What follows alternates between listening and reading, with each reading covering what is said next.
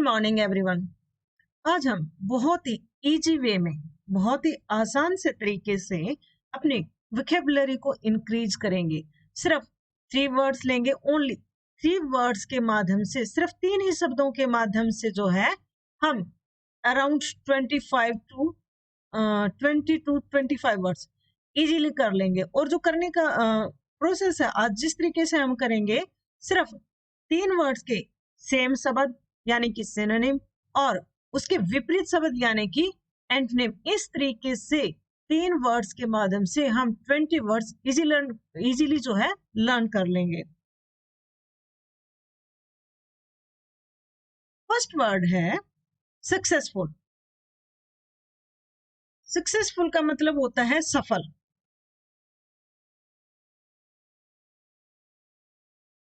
सफल का मतलब जो अपने काम में टॉप में रहता हो उसे हम सफल किसको कहेंगे? जो किसी भी काम में, पढ़ने में है तो जो फर्स्ट पोजीशन पे आता है उसे कहेंगे सफल है, या व्यवसाय में है जो ठीक ठाक कमा लेता है, जिसको कोई तकलीफ नहीं है, उसे हम क्या कहते हैं? सक्सेसफुल, जो टॉप में रहता है।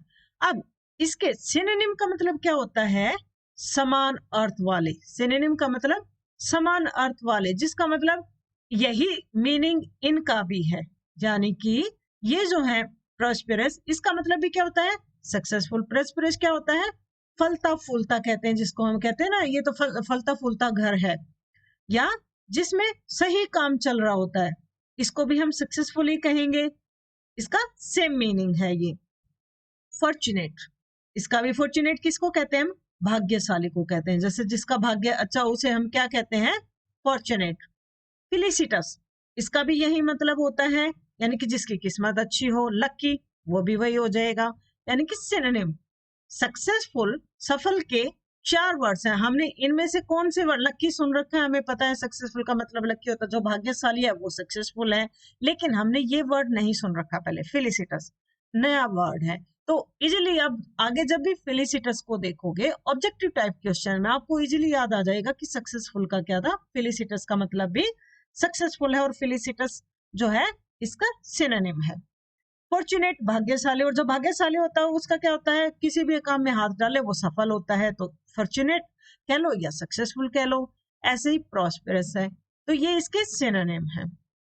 अब एंटोनिम है इसके। एंटोनिम का मतलब क्या होता है? विपरीतार्थक, यानी कि उल्टा अर्थ हो जिसका। जैसे दिन का उल्टा क्या हो जाएगा? रात। जिसका विपरीत मीनिंग हो, विपरीत को हम क्या कहेंगे? एंटोनिम।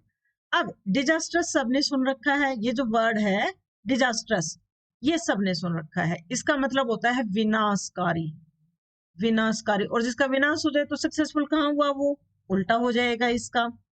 अनफॉर्चुनेट, फॉर्चुनेट भाग्यशाली, अनफॉर्चुनेट जिसका भाग्य साथ ना दे, जिसको हम क्या कहते हैं?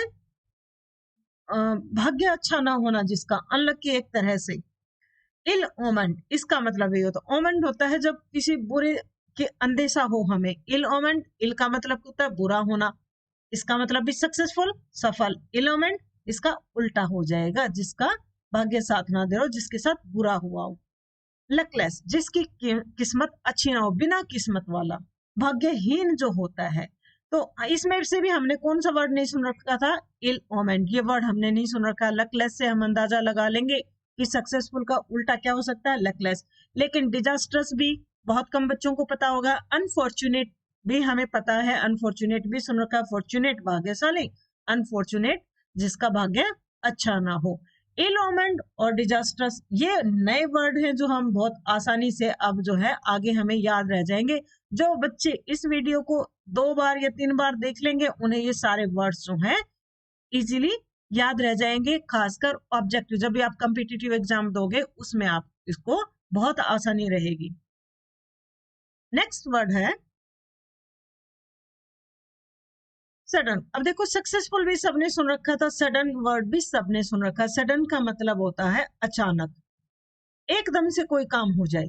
तो इसके सिनोनिम क्या हो जाएंगे? सिनोनिम के मतलब समान अर्थ वाले, जिसका वही मीनिंग होता है, समान अर्थ वाले, सेम मीनिंग। सडन अचानक, इसके सेम मीनिंग वाले वर्ड्स कौन से हो जाएंगे? मोमेंट्री। सुन रखा होगा लगभग, लेकिन याद नहीं आता है कई बार, तो सडन का सिनोनिम मोमेंट्री, मोमेंट्री होता है आकस्मिक, जो थोड़े से समय के लिए हुए उसे हम क्या कहेंगे, मोमेंट्री।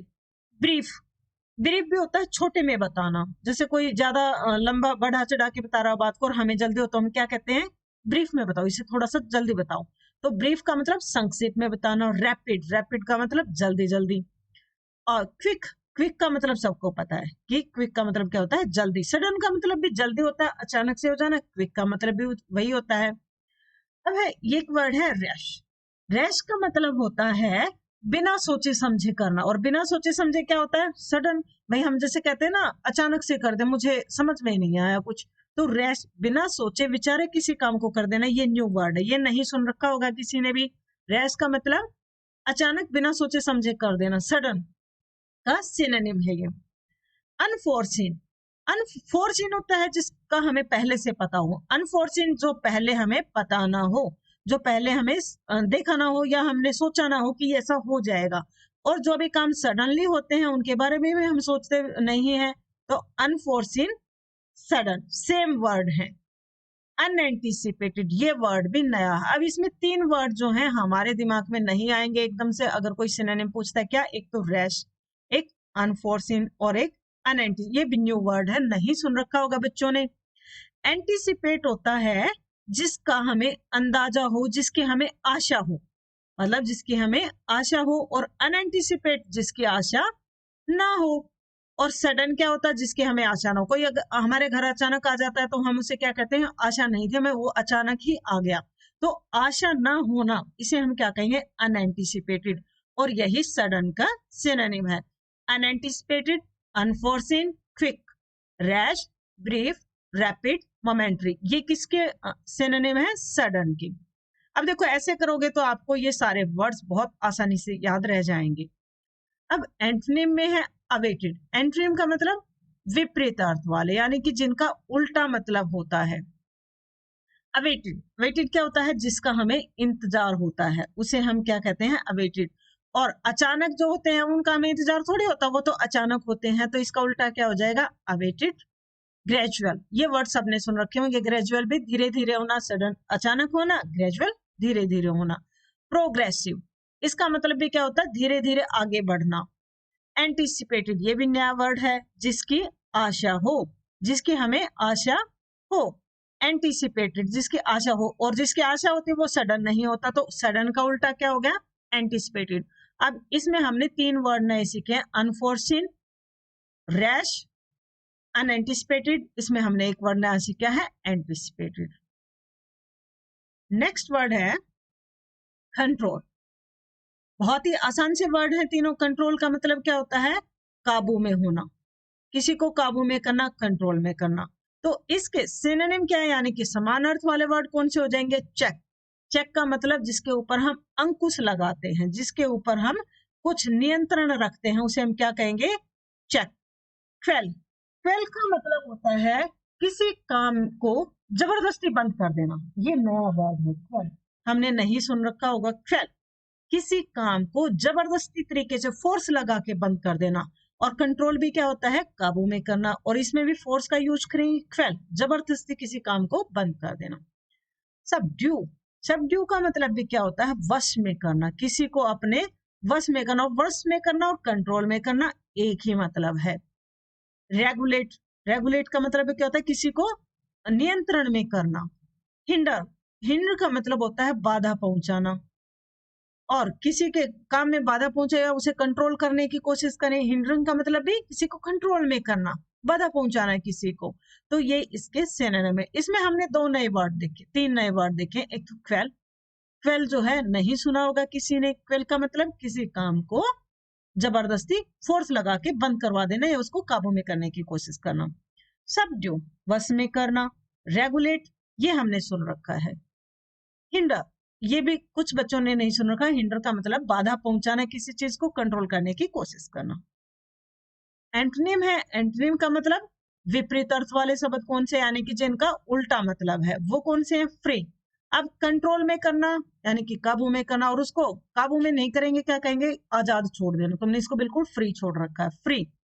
अनबाइंड, बाइंड वर्ड सबने सुन रखा है। बाइंड का मतलब क्या होता है, जैसे बुक बाइंड करवा के लाते हैं हम उसको, पेजों को आपस में बांध देते हैं। और अनबाइंड कर देना, खुला छोड़ देना किसी चीज को, तो ये वर्ड भी सबने सुन रखा होगा।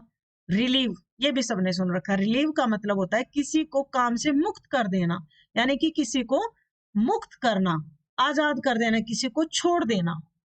लिबरेट, लिबरेट भी क्या होता है, आजाद, आजाद करना किसी को। डिसंगेज, डिसंगेज होता है छुड़ाना, किसी चीज को छुड़ाना। डिसंगेज ये नया वर्ड है, ये कुछ बच्चों ने सुन रखा होगा। डिसंगेज, डिसंगेज मतलब छुड़ाना, किसी से किसी चीज को अलग कर देना, छुड़ाना। रिलीज, ये भी सबने सुन रखा। रिलीज का मतलब भी क्या होता है, छोड़ देना किसी चीज को। तो इस तरीके से हम जो है अगर वर्ड्स को देखेंगे कि ये इसका सेम अर्थ वाला ही इसका उल्टा है, तो हम वर्ड्स को जो है एक वर्ड के द्वारा 10-12 वर्ड्स को इजीली याद कर लेंगे। नेक्स्ट है हमारा वर्ड ऑफ द, ये वर्ड आजकल न्यूज में बहुत चला हुआ है, नेपोटिज्म। हर कोई सुनता है नेपोटिज्म, लेकिन मतलब कईयों को नहीं पता होता। तो नेपोटिज्म का मतलब होता है the practice among those with power of favouring relatives और friends, specially by giving them jobs. इसका क्या मतलब है, इसको हम भाई भतीजावाद भी कहते हैं। अब सबको आ गया होगा समझ, भाई भतीजावाद।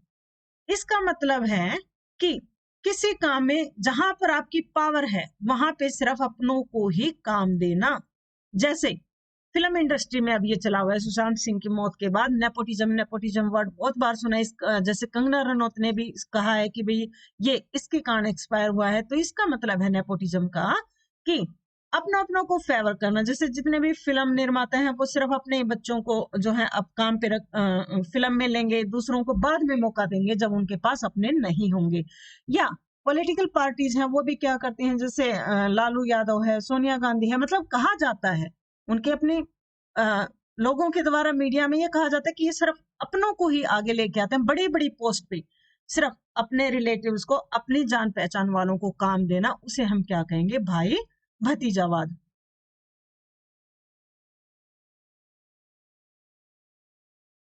अब ये एक्सरसाइज है, इसमें क्या है, जैसे आज हमने 3 वर्ड्स किए हैं, सक्सेसफुल किया है, सडन किया है, कंट्रोल किया है। इन वर्ड्स को अब मैंने इसमें एंटोनिम सिनोनिम इकट्ठे कर दिए हैं। इनमें आपको देखना है कि भी ये इसका सिनोनिम है या इसका एंटोनिम है, या सिनोनिम है या एंटोनिम है। तो ये आपकी प्रैक्टिस हो जाएगी। ये जैसे फिलिसिटस है, ऐसे ही सडन का अवेटेड है, प्रोग्रेसिव है, रैपिड, क्विक, रेस, अनएंटिसिपेटेड। ऐसे ही कंट्रोल का क्वेल है, चेक है, रेगुलेट है, हिंडर है, रिलीज है, अनबाइंड है एंड फ्री है।